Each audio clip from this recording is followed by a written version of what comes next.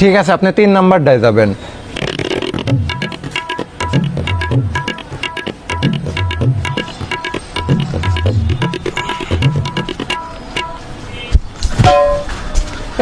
ভাই এদিকে আসেন, এদিকে আসেন। আরে ভাই কি হয়েছে? কি হয়েছে মানে আপনি পকাত করে এদিকে আমার কোণে ঢুকে যাচ্ছিলেন। এটা পাবলিক টয়লেট না? হ্যাঁ। তে পাবলিক টয়লেটে মানুষ কি করতে যায়? পাবলিক টয়লেটে তো মানুষ মেলা কিছু করতে যায়, আপনি কি করতে যাচ্ছিলেন? আমি কি করতে যাচ্ছিলাম সেটা আপনার কাছে করতে যাবো কি জন্য? আমার কাজ করবেন না মানে? আমি এই জায়গার এমডি, আমি এই জায়গার সিও, আমি এই জায়গার দায়িত্বে নিয়োজিত আছি।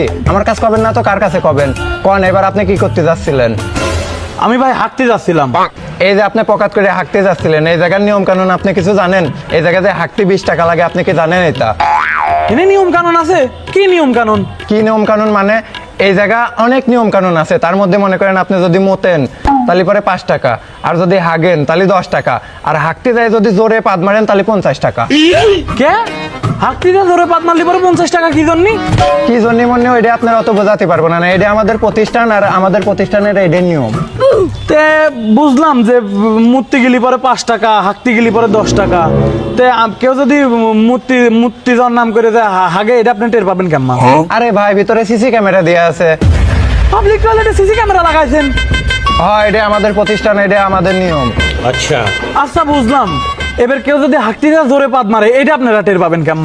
এই যে ভাই আমাদের স্পিকার রয়েছে এই জায়গা, কেউ ভিতরেতে যদি জোরে পাদ মারে তাহলে এই স্পিকারে বাজে ওঠে। এই যে 3 নাম্বার বাথরুমে যে ছিল সে পাদ মারেছে, ওনারা অলরেডি জরিমানা হয়ে গেছে 50 টাকা। ठीक है। খুব সাংঘাতিক বিষয় ভাই। এই তো ভাই আপনার 200 টাকা জরিমানা হয়ে গেছে, দেন টাকা দেন। কে? আমি তো কিছুই করলাম না, আমার 200 টাকা জরিমানা হলো কি? কিছুই করেন নাই মানে?